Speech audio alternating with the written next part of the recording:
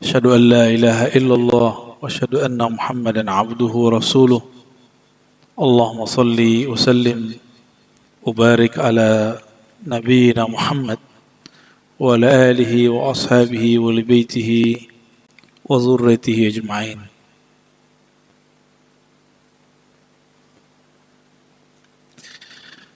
أما بعد اللهم أخرجنا من ظلمات الوهم والجهل إلى المعرفة والعلم اللهم علمنا ما ينفعنا إنك أنت نافع إنك أنت ضار وصلى الله على سيدنا محمد.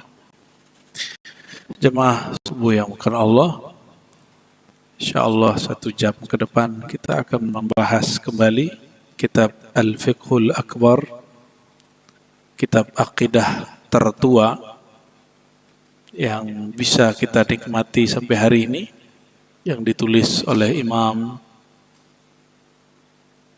Al-A'zam Abu Hanifah Nu'man rahmatullah alaihi wa qadasallahu sirrahu. Dan kitab Al-Fiqhul Akbar ini berkaitan dengan akidah. Insyaallah pada pagi ini kita akan membahas tentang khalaqal khalqa alal fitrah. Allah menciptakan segala sesuatu alal fitrah, berdasarkan fitrahnya. Fitrah bahasa Arab itu beda dengan zakat fitrah.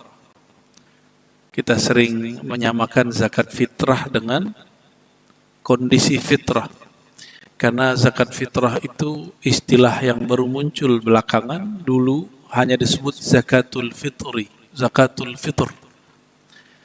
Zakatul fitr, fitr artinya makan sehari. Tapi kalau fitrah, kondisi bawaan, kondisi suci, awal manusia terlahir di muka bumi, tidak membawa dosa, tidak ada noda, disebut dengan fitrah. Ya. Fitratullah, disebut fitrahnya Allah. Sebelumnya mari kita baca surah Al-Fatihah. Kita bacakan untuk diri kita sendiri dan kita kirimkan pahalanya untuk baginda Nabi Muhammad SAW dan Al-Imam Abu Hanifah pengarang kitab ini dan guru-guru kita yang memiliki sanad silsilah kepada beliau. Al-Fatihah. A'udzubillahi minasyaitonir rajim.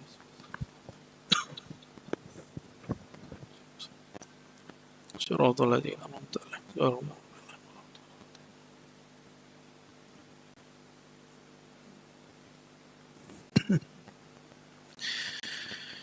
Qala, beliau berkata, khalaqallahu ta'ala al-khalqa saliman minal kufri wal iman. Allah Ta'ala menciptakan makhluk, kita maksudnya, saliman, terbebas, masih netral, belum ada di dalamnya kekufuran ataupun keimanan.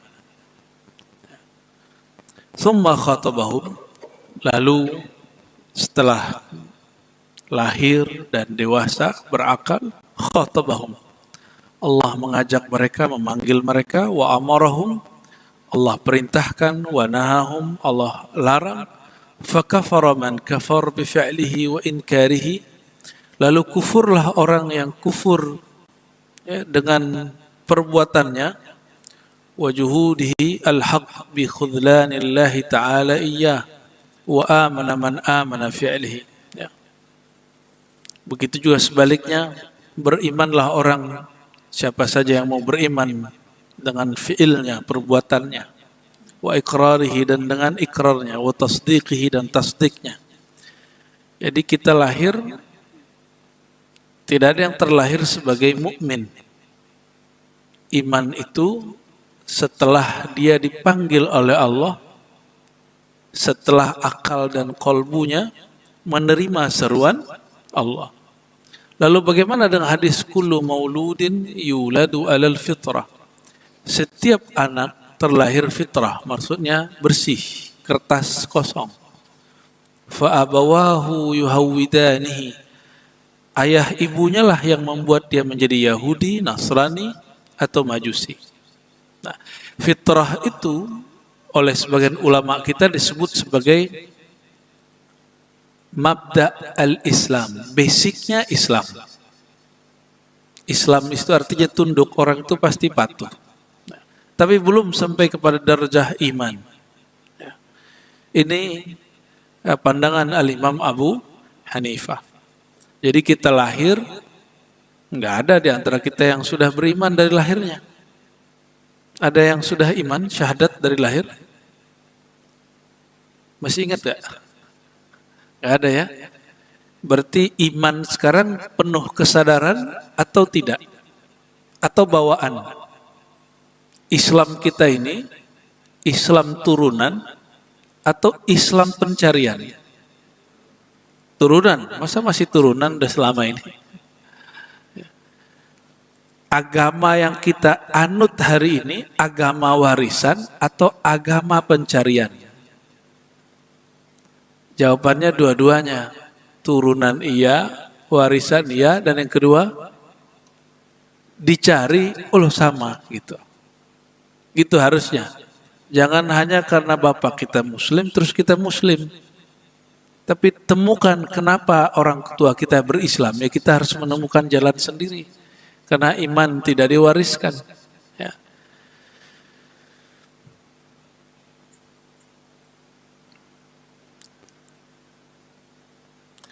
Akhraja dzurriyyata Adam min sulbihi ala suwaridh dzar faja'alahum uqala. Ya.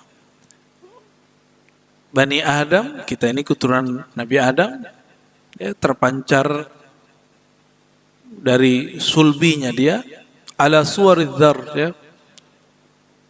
Dari sulbinya itu belum ngerti apa-apa. Faja'alahum uqala, lalu Allah ciptakan mereka, menjadikan mereka berakal.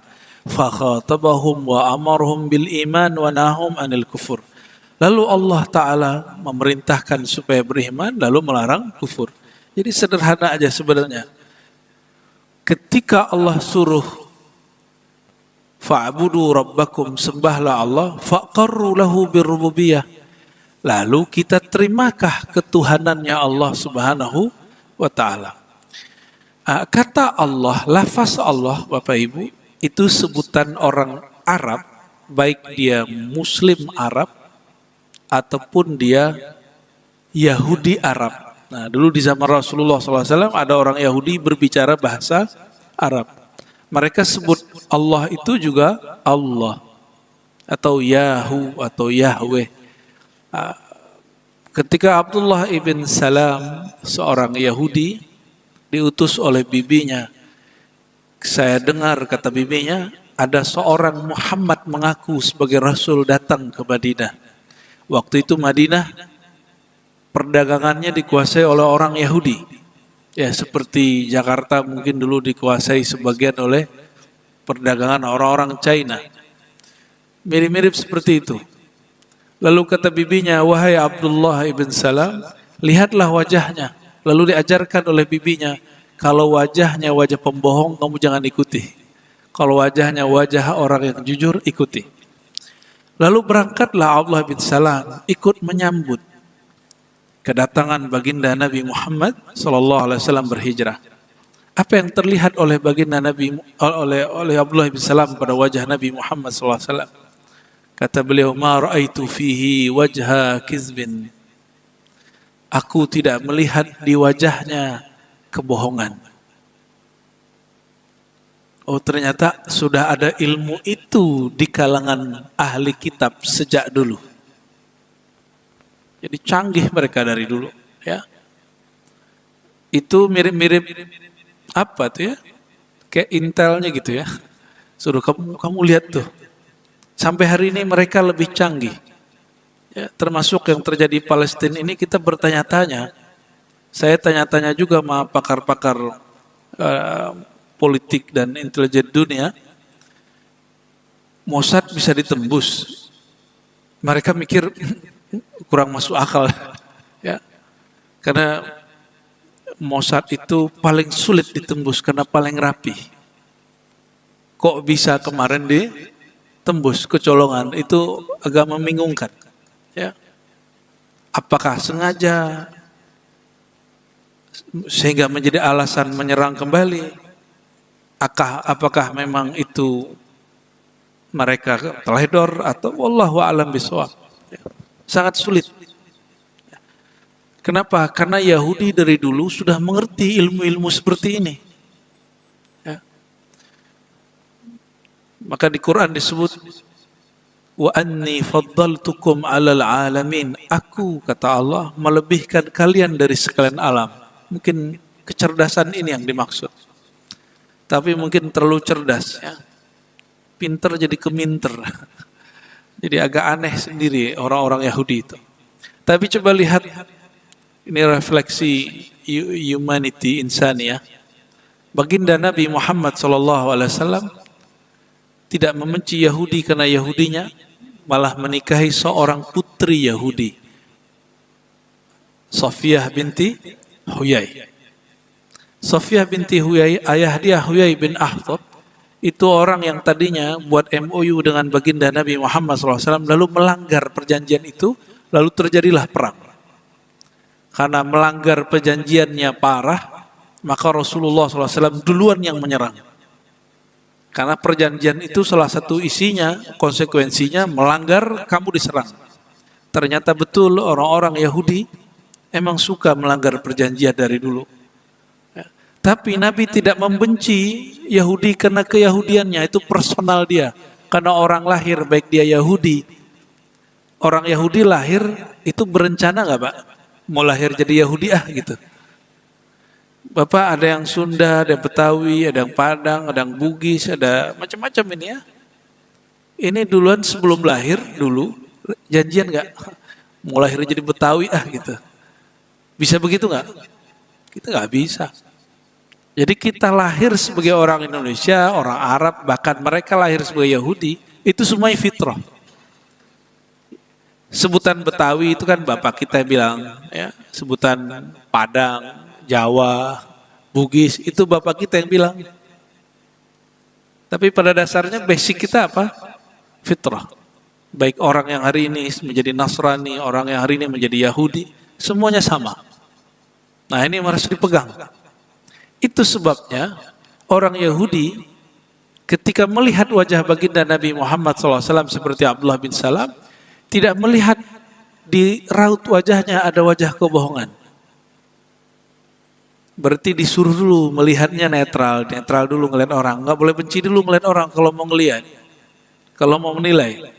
Ini kita kalau mau menilai sudah punya basic di sini. Ini nggak benar. Lihatlah mereka dengan fitrah.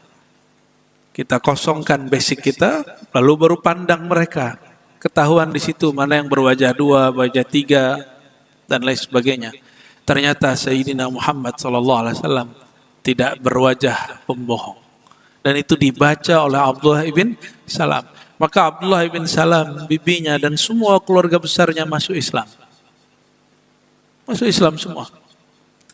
Tapi coba lihat. Nabi beri pertanyaan ke orang Yahudi. Hei Yahudi, menurut kalian Abdullah bin Salam itu siapa? Mereka mengatakan, oh orang soleh, orang baik, bapaknya juga baik, kakeknya juga baik. Lalu Nabi Yuna Muhammad SAW mengabarkan, tahukah kalian si Abdullah bin Salam sang Yahudi yang bapaknya juga Yahudi sekarang telah berislam.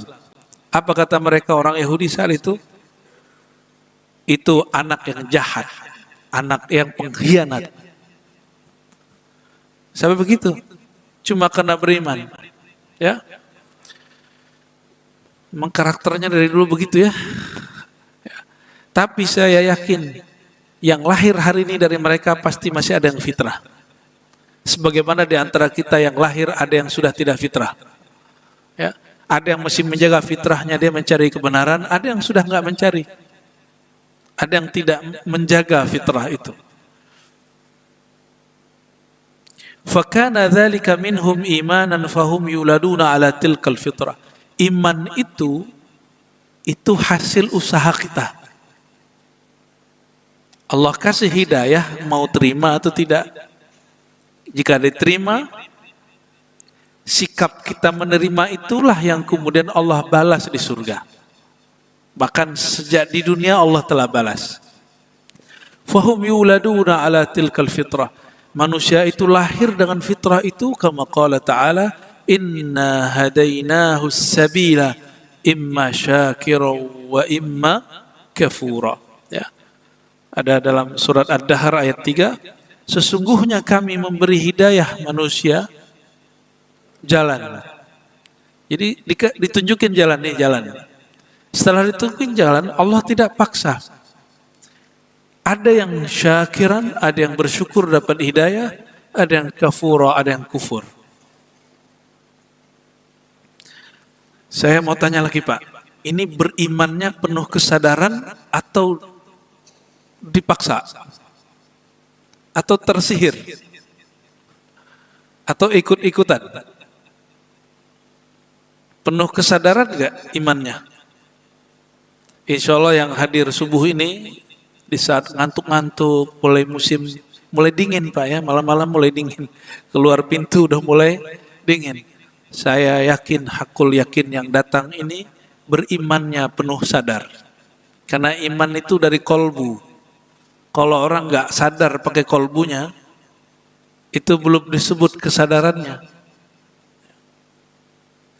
Maka kita bersyukur dianugerahi kemampuan untuk sadar. Karena banyak orang hari ini tidak kunjung sadar.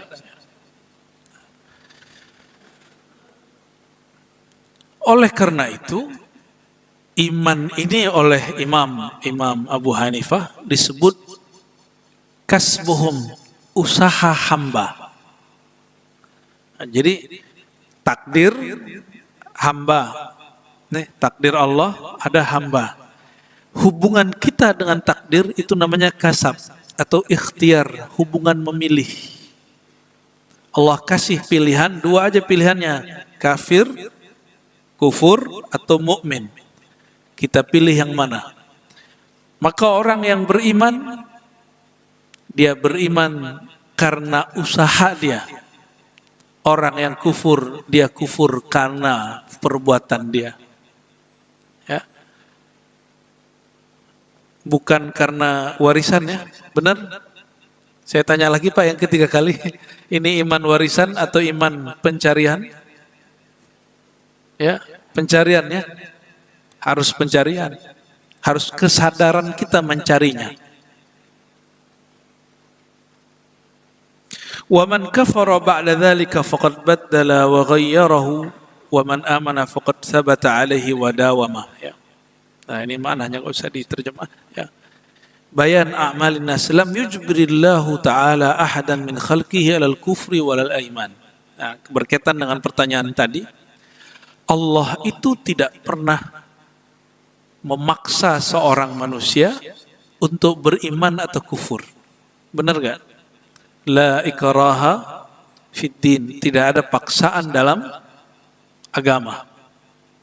Subuh ini, kalau kita nggak mau sholat, boleh dipaksa nggak? Nggak boleh dipaksa. Nabi pernah berkalam, sallallahu alaihi wasallam, seandainya aku boleh, ya kata beliau, membakar rumah orang yang tidak sholat jamaah, aku bakar. Tapi Nabi tidak pernah melakukannya. Itu cuma angan-angan Nabi Muhammad sallallahu alaihi wasallam. Lalu beliau memberikan pengandaian lain.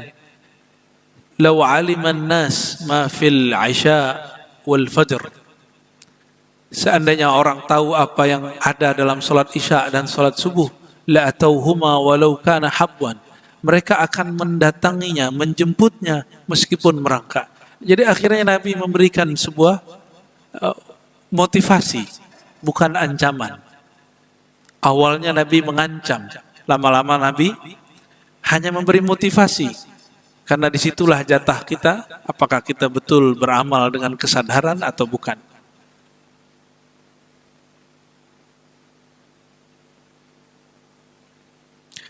Jadi wala khalaqahum mu'minan wala kafiran. Orang tidak dicipta dalam keadaan mukmin atau tidak dicipta dalam keadaan kafir.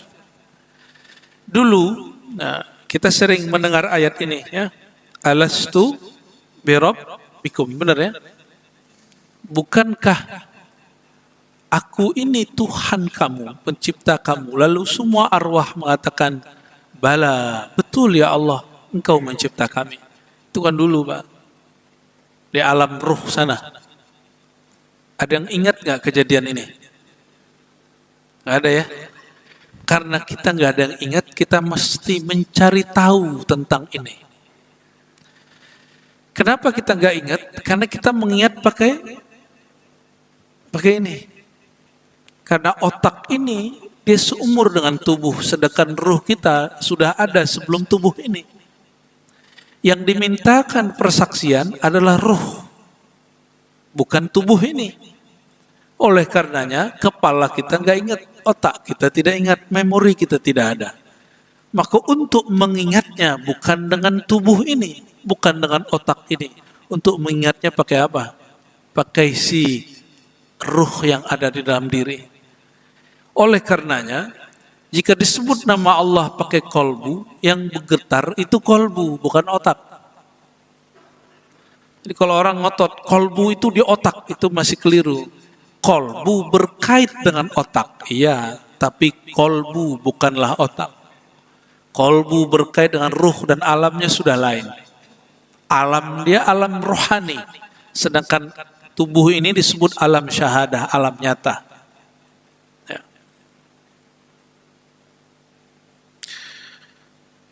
Wala kafir walakin khalaqahum ashkhasan wal iman wal kufru fi'lul ibad. Nah, ini penting. Iman dan kufur itu perbuatan hamba. Jadi bukan perbuatan, bukan Allah yang kemudian kita diberikan begitu saja, tidak ya. Bangunin Bang Ed. Ya. Tim khidmatnya sudah teler ya. Malam tadi pulangnya sudah jam 2 Pak. Belum tidur lagi tuh.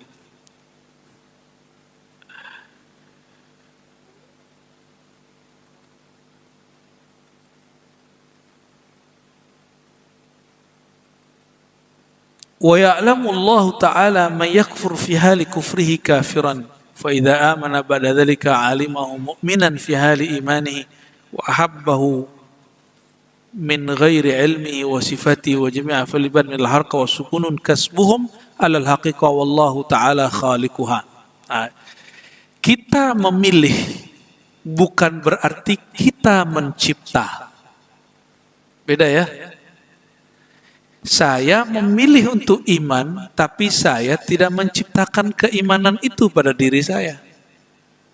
Nah, ini banyak yang teledor di zaman dahulu. Mereka mengira mereka lah yang menciptakan keimanan dalam dirinya. Mereka lah yang menciptakan perbuatannya. Kelompok itu disebut Qadariyah. Apa nama kelompoknya?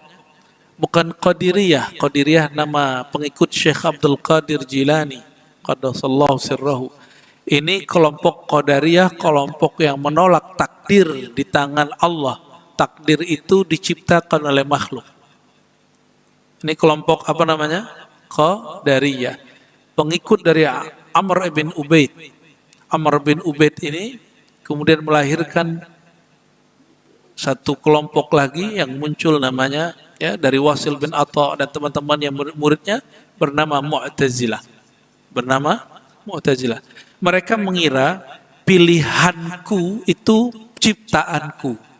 Perbuatanku dianggap mereka mencipta. Saya mau tanya lagi Pak, kalau saya bangun hari ini, apakah saya yang menciptakan bangun itu? Ya, Bapak Ibu makan, minum, lalu kenyang. Apakah kita yang menciptakan kenyang itu? Tidak. Oke, jadi ketika sakit, Bapak Ibu memilih untuk diobati atau tidak, benar nggak? Lalu Allah kasih kesembuhan. Nah, yang menciptakan kesembuhan itu Allah, bukan perbuatan kita. Iman itu pilihan saya, tapi yang menciptakan keimanan itu Allah Ta'ala. Yang menciptakan perbuatan kita juga Allah Subhanahu wa Ta'ala.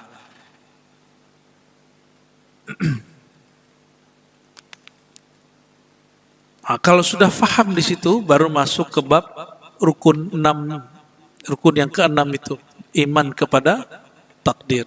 Ya. Wahia al-qada' dan qadar, qada' dan qadar. Wahia kulluha bimasyiatihi wa ilmihi wa qada'ihi wa qudratihi. Ya.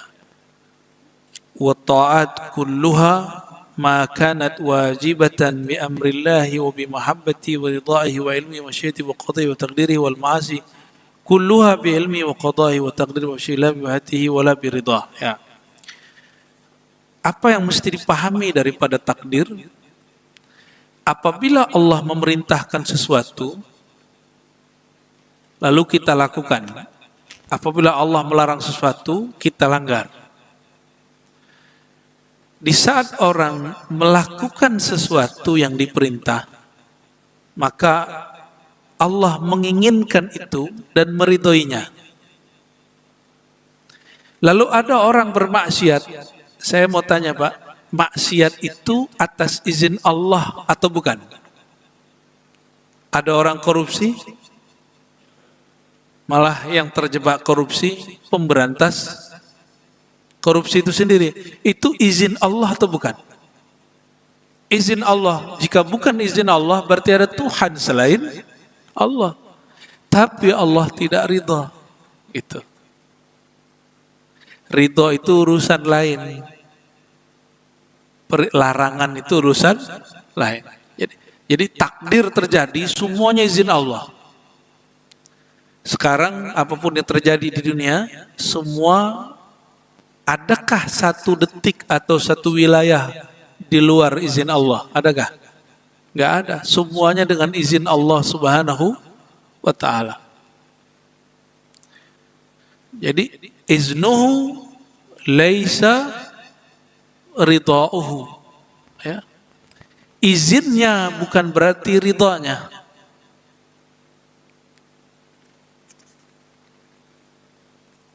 Orang beriman izin Allah bukan?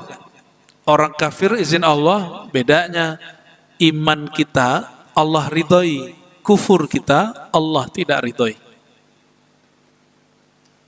Itu makna kalimat ini, ya. Jadi yang dimaksud iman kepada takdir bukan menyalahkan Allah atas perbuatan kita. Itu orang gak dewasa. Ciri-ciri kawan tidak baik, kalau ada kesalahan dia mencari kambing hitam. Ciri-ciri pemimpin jahat, kalau dia ada masalah dia cari kambing hitam. Ciri-ciri hamba yang buruk, kebalik kalimatnya. Ciri-ciri hamba yang jahat, ketika ada masalah dia cari kambing hitam.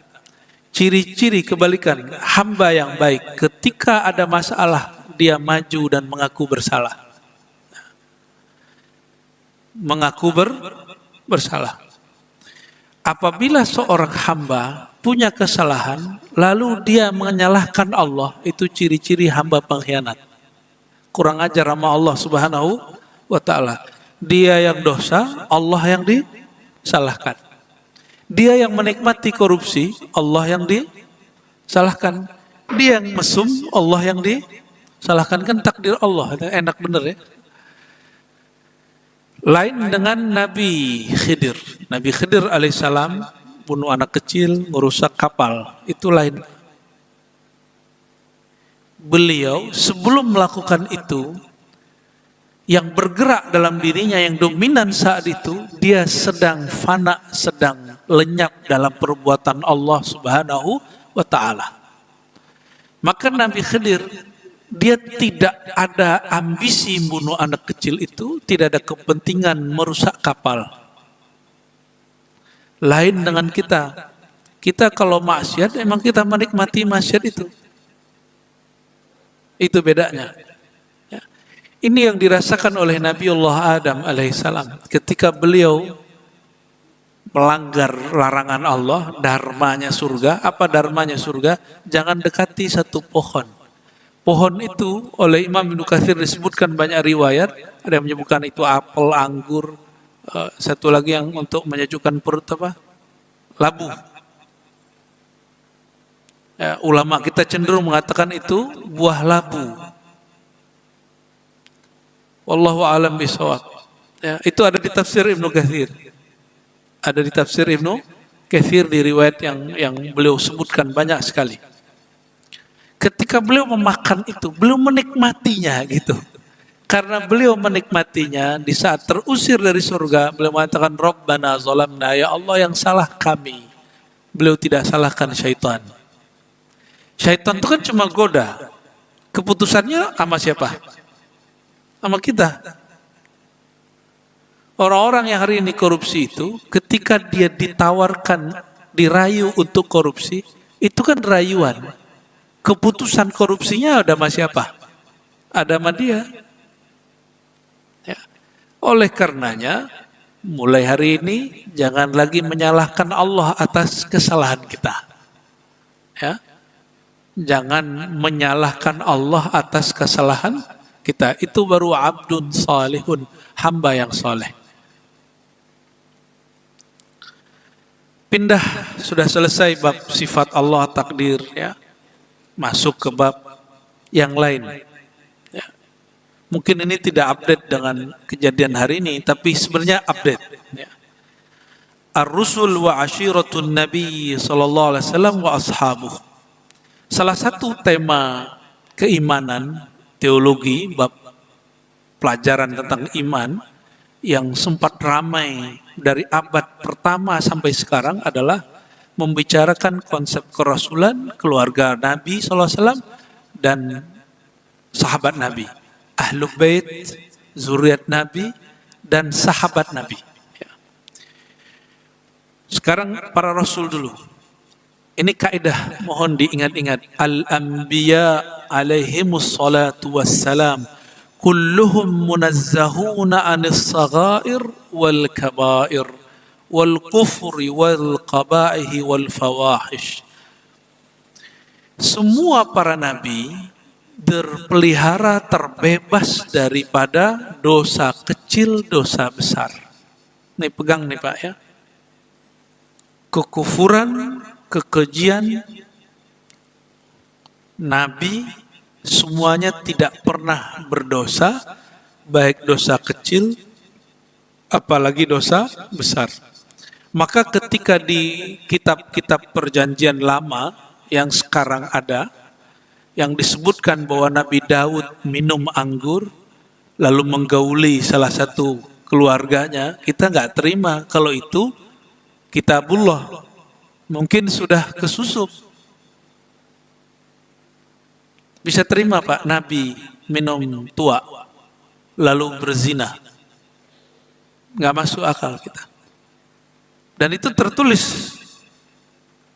Ya, kitab suci yang kita terima, yang kita percaya, Taurat dan Injil, mungkin sudah berlain dengan yang ada sekarang, perjanjian lama. Jadi saya percaya dengan Taurat dan Injil, tapi saya belum tentu percaya dengan perjanjian lama, apalagi perjanjian baru. Ini bukan masalah kita menyerang suatu agama, tidak ya. Ini masalah saya meyakini, kan mereka nggak percaya juga sama Al-Quran, dan kita nggak marah kok. Ya, Bapak marah nggak mereka nggak percaya dengan Quran? Nggak usah marah, itu kan pilihan dia. Cuma sekarang mengikuti kaidah bahwa para nabi tidak ada yang berdosa. Lalu bagaimana dengan ayat wa wajadaka dhallan fahada? Kami dapati engkau hai Muhammad dalam keadaan dhal, sesat, lalu kami beri petunjuk. Berkatalah seorang ustadz di Jawa Barat beberapa tahun lalu. Apa kata dia? Nabi itu dulu sesat. Nabi itu dulu sesat. Nah, ini gak ngerti bahasa Arab dan gak ngerti kaidah ilmu akidah. Karena baca ayat pakai terjemahan, gak baca ayat pakai tafsir. Tafsir yang mu'tabar, bacalah kitab tafsir yang mu'tabar. Gak ada ulama kita menerjemahkan begitu. Maka tidak boleh memahami Quran dengan terjemahan yang ada hari ini. Terjemahan hari ini hanya membantu kita untuk refleksi. Untuk bab akidah, untuk bab iman mesti dikonfirmasi kepada ahli tafsir yang membicarakan akidah. Jangan hanya pakai terjemahan. Kelompok-kelompok ekstremis ya, itu saling menyalahkan. Ya. Ada seorang ustadz di Majelis Mujahidin, dia membuat koreksi, kata dia, ini nggak tahu cuci tangan atau asli. Dia menyalahkan terjemahan Kementerian Agama karena menjadi asbab orang keliru berjihad. Lalu dia tawarkan terjemahan maknawi. Sebenarnya sama aja. Ya, sama aja. Baik terjemahan yang baru, kalau tidak diambil dari ahlinya, apa yang terjadi? Nanti kita akan memahami Quran sesukanya.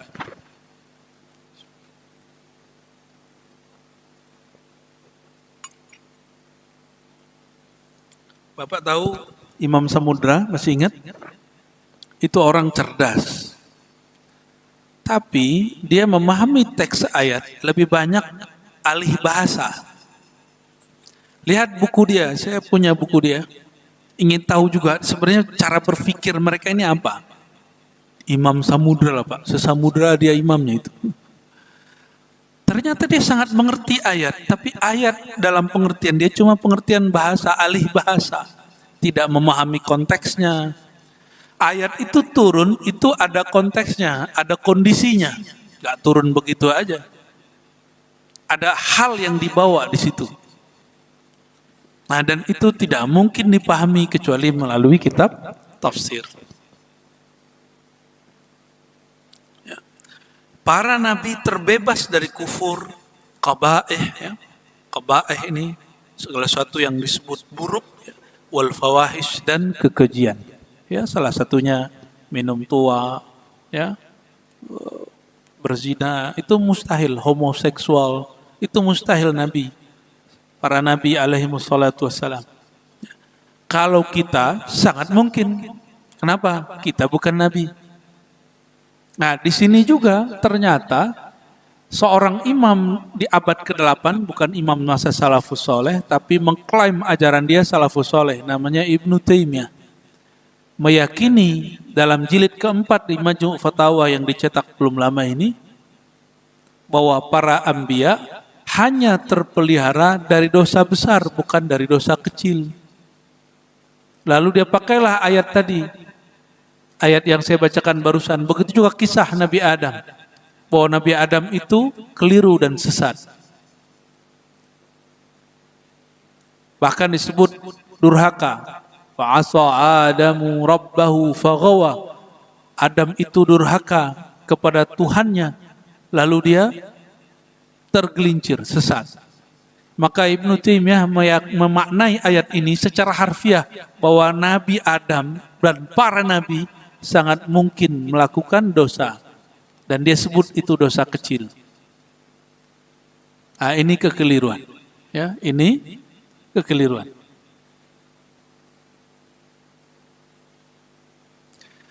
Nabi Adam, ini cara memahami Nabi Adam. Nabi Adam itu Allah sudah umumkan bahwa beliau akan menjadi khalifah di muka bumi. Benar nggak? Benar. Tapi masih tinggal di surga bersama para malaikat. Lalu apa skenarionya supaya beliau turun ke bumi? Semua di surga boleh dimakan, benar nggak? Tapi kok ada satu, nah Allah mengatakan wala taqrabu hadhihi syajarah, jangan dekati pohon ini. Maka larangan di situ bukan larangan haram, itu cuma larangan skenario turunnya Nabi Adam. Justru beliau mesti melakukan itu dan mesti melanggarnya. Tetapi dibuatlah kemudian drama surgawinya. Wallahu alam dengan apa yang terjadi yang sebenarnya, ya. Dan itu indah sekali, Pak. Kalau nggak ada drama itu, kita nggak ada yang bangun masjid sekarang, nggak ada yang ngaji pagi ini, ya. Cuma menikmati surga. Padahal ngaji, mengenal Allah itu adalah sorga tertinggi, ya. Sorga tertinggi itu ada pada orang yang ngambil ilmu. Maka Imam Sufyan mengatakan seandainya tidak ada ilmu, tidak ada sholat jamaah, tidak ada tahajud, tidak ada zikir, tidak ada baca Quran, aku memilih mati biar langsung masuk surga. Berarti bagi beliau apa yang kita lakukan, ngaji, baca Quran, sholat, ini lebih lezat daripada surga. Wa qad kanat minhum zallat wa khatayat. Nah, cara memahami atau khataya, ya. Cara memahami para nabi, terutama Nabi Adam. Nabi Adam itu bukan berdosa, tapi keliru. Khilaf kalau bahasa kita. Apa kata beliau? Kata Imam Abu Hanifah, wa qad kana minhum, yang ada di antara para nabi, mereka itu zallat, tergelincir, salah melakukan sesuatu, tapi bukan dosa. Wa khataya, dan keliru atau khilaf. Bahasa kita hari ininya disebut khilaf. Tapi itu bukan dosa. Nabi Muhammad SAW tidak ada satu riwayat pun beliau berdosa. Tapi beliau mengatakan, innahu la yughanu fi qalbi. Qalbuku ada ghainnya. Apa arti ghain? Ghain itu kemilau cahaya di dalam kolbu Nabi SAW. Itu kalau kolbu kita bercahaya, kita bisa melihat masa depan, Pak, dan masa lalu. Nabi di dalam sholat itu melihat surga, lalu beliau cenderung melihat surga. Melihat neraka, lalu beliau mundur. Itu disebut ghain. Disebut apa? Ghain, cahaya yang melimpah di kolbunya. Karena beliau sedang ibadah. Ibadah mestinya hanya untuk Allah, tidak tertarik untuk melirik surga atau kaget dengan neraka. Maka beliau mengatakan, inilah astaghfirullah, aku bertobat kepada Allah karena masalah itu, karena ghain itu. Di 100 sehari. Jadi Nabi kasyaf, apa arti kasyaf? Diizinkan melihat alam lain. Itu Nabi minta ampun. Sallallahu alaihi wasallam. Kalau kita minta ya supaya melihat alam lain, benar nggak? Nggak usah minta-minta Pak ya. Kalau masih ingin waras dan sadar dengan utuh, jangan minta untuk melihat alam lain dalam keadaan sadar. Karena nanti berbahaya. Sangat-sangat berbahaya. Jadi kalau kita melihat ada sesuatu yang ganjil dari perbuatan para nabi, itu disebut dengan apa? Kekeliruan, bukan dosa. Salah. Nabi pernah salah nggak? Nabi SAW pernah mendatangi para petani, lalu mengusulkan suatu metode penyerbukan. Ternyata tahun itu gagal panen. Itu disebut salah, tapi bukan dosa. Nabi SAW mau pergi ke Makkah. Di tahun ke-6, ya, beliau mendapatkan ayat tentang kabar bahwa Mekah akan ditaklukkan. Berangkatlah beliau ke sana. Sampai di Hudaybiyah ternyata diboikot. Dan Nabi ngalah. Dan beliau memahami, beliau keliru membaca makna ayat itu. Bahwa ternyata kemenangan bukan tahun ini, tapi tahun berikutnya. Itu seorang Nabi bisa keliru Pak membacanya. Memaknai ayatnya. Karena menyebutkan ramalan masa depan. Apalagi kita. Ini dengan kejadian Palestina. Ini tambah banyak orang mengaku dirinya sang juru selamat Imam Mahdi. Loh kalau ada orang ngaku Imam Mahdi hari ini terbuka, pasti dibunuh sama Mossad Pak. Saya yakin begitu. Benar nggak? Kenapa? Karena Yahudi yang bunuh mereka nanti pasukan Mahdi. Mana mungkin orang-orang Yahudi diam diri ketika ada orang ngaku Mossad. Ngaku apa? Ngaku Mahdi. Dan hari ini udah banyak orang ngaku Imam Mahdi. Hidup biasa-biasa aja. Cuma karena mimpi Nabi sekian kali ngaku Imam Mahdi. Dalam silsilah zikir saya, ada Imam Abul Abbas Al-Mursi. Bapak percaya atau tidak? Guru dari Ibnu Athaillah Sakandari, pengarang hikam. Jadi kitab hikam yang kita nikmati hari ini, itu gurunya bernama Abul Abbas Al-Mursi. Mau melihat Rasulullah SAW nggak nunggu mimpi. Beliau itu setiap detik, setiap saat diizinkan Allah memandang Nabi Muhammad SAW. Apa kata beliau? Aku menilai diriku murtad jika tidak memandang Nabi Muhammad SAW. Nabi kan sudah wafat, lalu memandang dengan apa? Ruh Nabi masih ada nggak Pak? Nur Nabi masih ada? Sallallahu alaihi wasallam. Maka yang dipandang beliau apa? Nurnya. Sallallahu alaihi wasallam. Enggak perlu nunggu mimpi.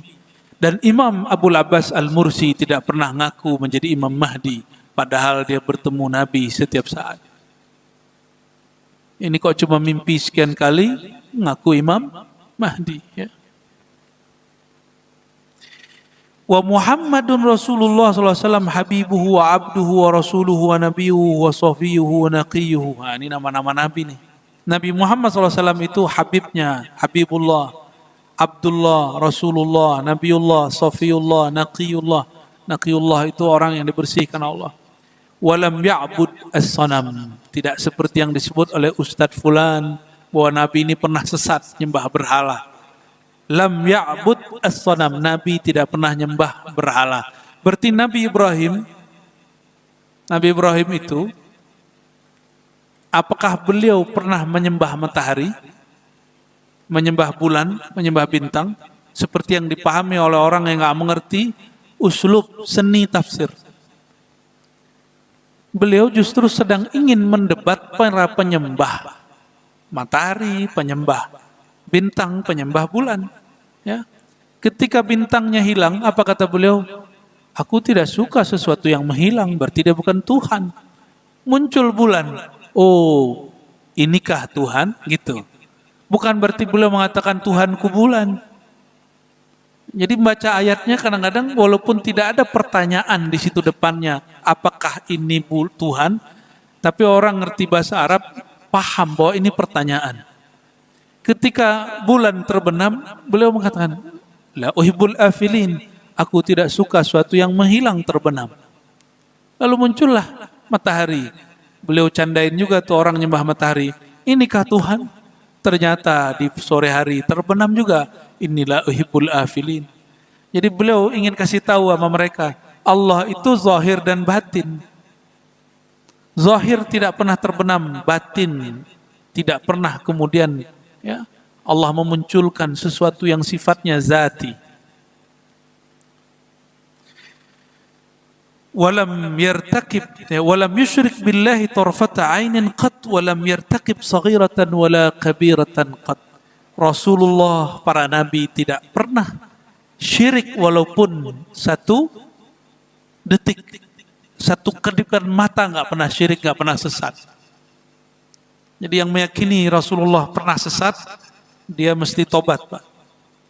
Karena ini berkaitan dengan akidah. Berkaitan dengan akidah, tobat aja, nggak ada masalah. Nggak usah kemudian diperpanjang masalahnya. Ya, kita kalau salah ngaku salah, tidak usah kemudian cari-cari pembenaran. Ya. Walam yartaqib saghiratan wala kabiratan. Nabi SAW tidak pernah melakukan dosa besar ataupun dosa kecil. Maka disinilah berselisihnya ulama Ahlussunnah mayoritas dengan Ibnu Taimiyah. Karena Ibnu Taimiyah yang kemudian menjadi imamnya sahabat-sahabat kita Salafi, meyakini Nabi SAW mungkin melakukan dosa kecil, bukan dosa besar. Dalilnya tadi kisah Nabi Adam. Nah, dan inilah yang kemudian dikoreksi, diluruskan oleh para imam kita. Nah, saya mau tanya, Ibnu Taimiyah mengatakan akidah dia akidah salafus saleh, tapi dia hidup di abad ke-8 Hijriah. Imam Abu Hanifah hidup di abad ke-2 Hijriah, lebih dekat ke masa Rasulullah SAW. Disebut zaman salafus saleh. Kira-kira mana yang lebih salaf, Abu Hanifah atau Ibnu Taimiyah? Abu Hanifah. Ya, ini bukan ingin mendiskreditkan Ibnu Taimiyah, tapi kan kita ngikut imam yang kata Ibnu Taimiyah, kita ikut salafus saleh. Ini imam salafus salehnya tidak percaya yang begitu. Ya, ini yang kita ikuti. Oleh karena itu, ikutilah al-haq, bukan rijalnya. Ya, bukan tokohnya yang dicari, yang diikuti ilmunya. Jadi kalau ada, oh masa Ibnu Taimiyah begitu? Lah Ibnu Taimiyah sendiri kan bukan nabi. Karena dia mengatakan para nabi aja bisa dosa, bisa salah, apalagi dirinya. Begitu logikanya. Ya, apalagi kita ini di zaman penuh fitnah ini. Bagian penutup, afdalus sahabati ba'dan Nabi SAW. Sahabat paling mulia setelah Nabi SAW. Dalam akidah Ahlussunnah, akidah kita, dan ini yang dipertegas oleh Imam Abu Hanifah, manusia paling mulia setelah Nabi Muhammad SAW dari umat beliau, Abu Bakar As-Siddiq. Siapa lagi? Omar. Siapa lagi? Utsman. Tapi antara Utsman dan Ali, ulama Ahlussunnah beda pendapat. Contohnya, murid Imam Bukhari, yaitu Imam Ibnu Huzaimah, menulis kitab Sahih. Kata beliau, dan Imam Daruqutni, imam yang mengkritisi Sahih Bukhari, mereka meyakini Ali lebih mulia dari Utsman. Ada yang begitu, ya. Tapi di Maroko, di Tonja, ada seorang guru daripada Syekh Yasin Al-Fadani, ulama ahli hadis, namanya Sidi Ahmad Al-Ghummari. Beliau meyakini yang paling mulia bukan Abu Bakar, bukan Umar, bukan Utsman, bukan Ali, tapi yang di dalam dirinya ada darah baginda Nabi Muhammad SAW, dan itu Sayyidah Fatimah. Ini bukan Syiah, ini kelompok Ahlussunnah, namanya Sidi Ahmad Al-Ghummari. Coba diingat-ingat Pak, Syekh Sidi Ahmad Al-Ghummari. Beliau ini punya murid saudara sendiri, Sidi Abdullah Ghummari, adalah gurunya ulama-ulama di Al-Azhar. Yang sekarang ulama Al-Azhar yang ada sekarang antum tonton, yang datang kemarin ke Istiqlal, itu sebagian adalah murid-murid beliau.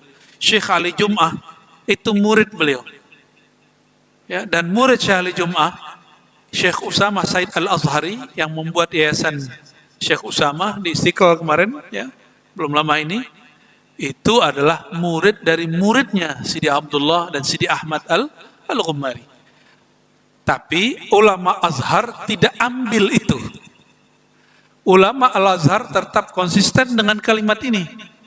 Manusia paling afdal setelah baginda Nabi Muhammad SAW adalah Abu Bakar Siddiq, Umar, Utsman, Ali. Tapi ada loh di kalangan Ahlussunnah mengatakan yang paling mulia siapa? Fatimah. Terus siapa lagi? Hasan Hussein, baru Abu Bakar, Umar, Utsman, Ali. Dibalik sama dia. Ini bukan Syiah. Kenapa? Kalau Syiah tidak terima Abu Bakar, tidak terima Umar. Nah, inilah kenapa untuk memahami yang terjadi di Palestina sekarang, sebagian saudara kita membenci Hamas. Saya tidak benci Hamas, Pak. Saya cuma beda ideologi dengan Hamas. Hamas itu Ikhwan Muslimin, saya bukan. Tapi perjuangan dia tidak semuanya juga kita tolak. Karena kita nggak ada urusan. Mereka masih Ahlussunnah. Tapi sudah lewat 10 tahun, Hamas itu duduk mesra dengan kelompok Syiah. Bahkan sampai sekarang tokohnya masih ada, pimpinannya Hamas itu namanya Khalid Mash'al.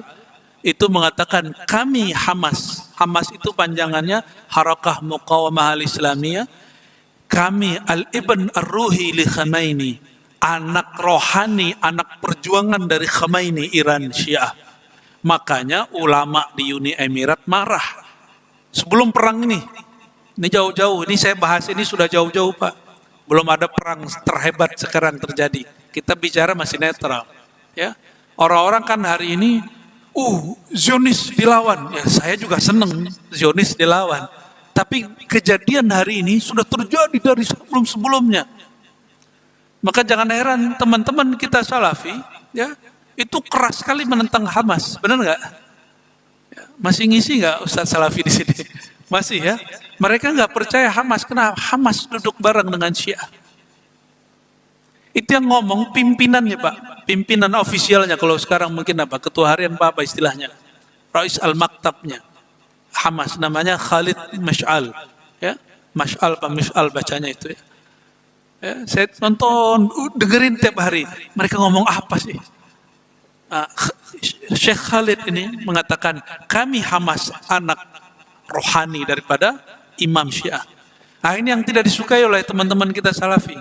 Tapi kalau saya melihatnya bukan, ini bagian siasat politik Hamas supaya dapat bantuan dari orang Syiah ya. Pinter juga itu ya. Sudah lama Pak, sudah 10 tahun berlalu lebih. Bapak kalau cek berita 10 tahun lalu sampai sekarang, itu mesranya bukan main. Sangat mesra sekali. Hamas itu ahlus sunnah. Cuma pergerakan dia ditolak oleh sebagian ulama ahlus sunnah. Jadi nggak benar kalau menuduh Hamas itu Syiah. Nah, pergerakannya Hamas itu mereka tulis sendiri. Apa kata mereka? Kami ini adalah sayap perjuangan Ikhwanul Muslimin yang didirikan oleh Al-Imam Asy-Syahid Hasan al-Banna. Ya. Hasan al-Banna ahlus sunnah. Tapi pengikut setelah dia namanya Said Qutb itu banyak kemudian mengeluarkan tafsiran yang aneh. Oleh ulama Al-Azhar hari ini difatwakan sesat. Tapi Syekh Hasan al-Banna-nya masih dipuji. Said Qutbnya yang dipermasalahkan. Makanya Mesir bantu rakyat Palestina tapi tidak membantu Hamas. Bapak lihat beritanya. Perhatiin beritanya Pak. Ya. Mesir bantu. Susah Pak. Coba lihat videonya. Ada Al-Azhar Channel. Itu beritanya. Mereka bawa bantuan, itu truknya udah nggak tahu berapa ratus truk, antri. Semoga terbuka ya, karena Gaza itu memang sudah diblokade dan kita kasihan saudara-saudara kita di sana. Sebelum perang aja nggak bisa masuk.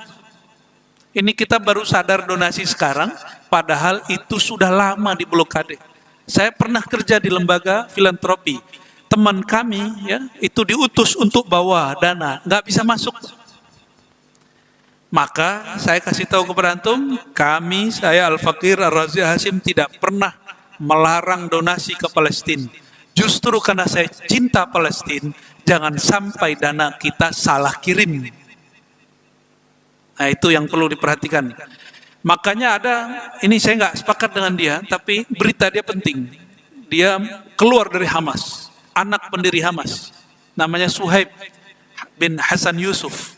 Bapak dia keluar masuk penjara, pejuang Hamas. Tapi anaknya Suhaib itu keluar, lalu ada saudara dia murtad. Nah, yang murtad kita nggak hitunglah.